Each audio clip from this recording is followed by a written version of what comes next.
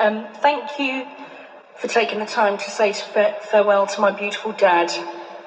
He would have been touched to see all the familiar faces and the effort you've made, including family travelling from Cork, those joining online, nieces from Cullinane, cousins from Ireland, friends from Australia and New Zealand. It would have made him smile. Dad lived in London for over 60 years, predominantly in Highbury, but his story starts approximately 500 miles away. Born in 1930, Old Chapel Lane, Clonakilty, a town famous for its black pudding and the dwelling place of Michael Collins, for those of you into your Irish history. Clon, as it's affectionately known, is a part of West Cork in the Republic of Ireland. He lived with his father John, mother Lena, older sister Margaret and younger brother Dennis. Sadly, his youngest brother Patrick died as a baby. Times were tough in rural Ireland, but life was good. Dad talked of playing on the street with his older cousin Nailus, riding around the front of his dad's bike and going to see Granny Annie for apple pie. Then, aged 6, his beloved mother died. His sister went into a convent and he moved with his brother to a place called Mulroe to live with his dad's sister, Auntie Mary Ellen O'Driscoll, and her family.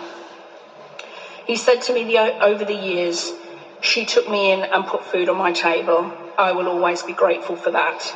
And indeed he was, ensuring he visited her on his many trips back to the old country. In his 20s, he joined the Irish Merchant Navy, a time to broaden his horizons and navigate the globe, including trips to Africa and the Caribbean. This started a lifelong love of travel. Also making some dear friends, one of whom would write at Christmas addressing him as dear shipmate, which brought back warm memories. As his brother and several cousins had moved to London to find work, he decided to follow suit. He said, "I loved London as soon as I stepped onto the platform at Paddington Station." He worked for a time on the buses as a conductor, remember those, before settling into British Rail, achieving a commendation for 38 years' service, which he felt proud of.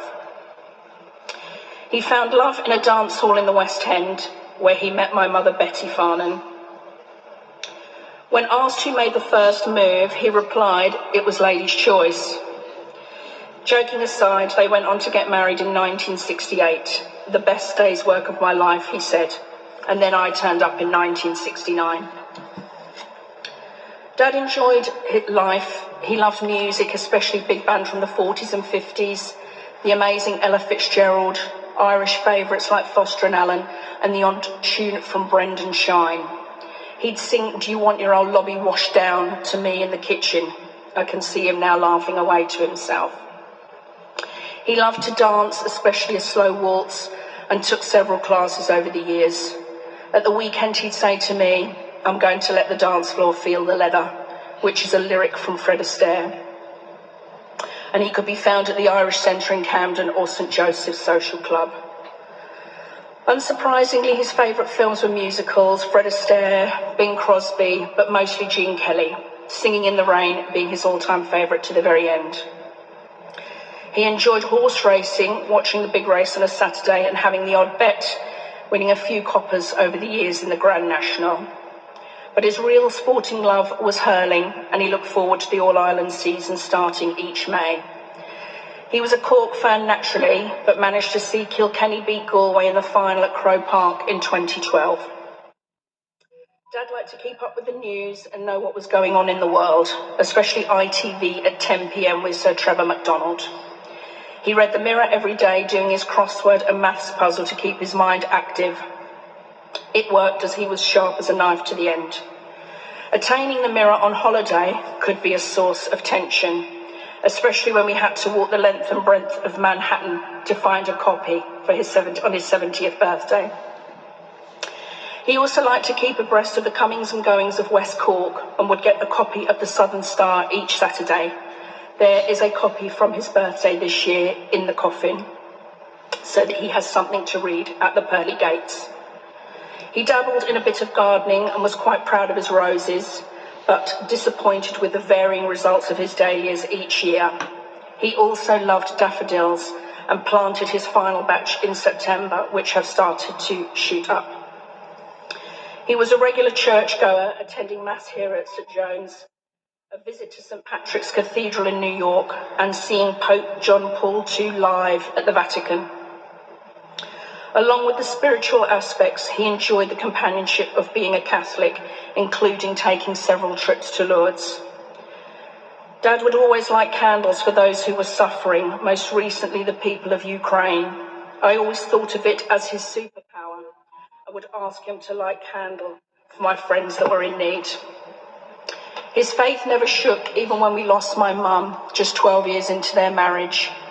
And when I asked him, "What will I do when you're not here?" he would say, "The good Lord will always look after you." He was a humble and kind man who never really understood the impact he had on those around him. He used to say, "I'm not much of a mixer," thinking he didn't make friends easily. Yet everywhere he went, he'd get a wave, and we couldn't walk down the street without someone wanting to stop and chat. He was a good neighbour, keeping an eye on the street, offering to help out where he could, cat-sitting for Sooty and Sweep when they were around, latterly Pixie and Diddles. I've received lovely messages and memories on our Herrick Road WhatsApp group. One neighbour said, "Your dad was amazing, a true light." He was amazing, a true daddy in every possible way, teaching me to read, taking me to the zoo, the cinema, anywhere I wanted to go. In my teens, he'd meet me when I finished my Saturday job, and we'd go for something to eat in Pizza Hut. In later years, we'd go for a nice coffee or a pint. Dad said he felt that we could always have a good man-to-man conversation, and any arguments were forgiven and forgotten with a massive hug. I will miss those. His final furlong meant several stints in hospital from October 21. The doctors marvelled at the number of times he managed to rally. He was still getting to Mass on the bus when he could, and shoveling snow from our front steps in November, to the gasps of several neighbours. He and his generation were made of tough stuff. I'm glad he is in peace now, reunited with family who went before him, along with his wife, brother Dennis, and our cat, whom he loved and cared for so much, Tots. Finally, I'd like to remember our dear and darling friend, Chris Fitzgerald, who we lost in December. I hope they are enjoying a cup of tea together and looking down on us. Keep singing and dancing in the rain, Dad. I will love you for the rest of my days.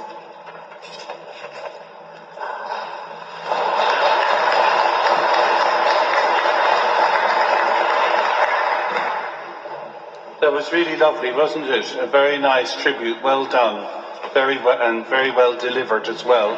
We could hear every word. Taking bookings. Well, you gave me a hint as well for public speaking.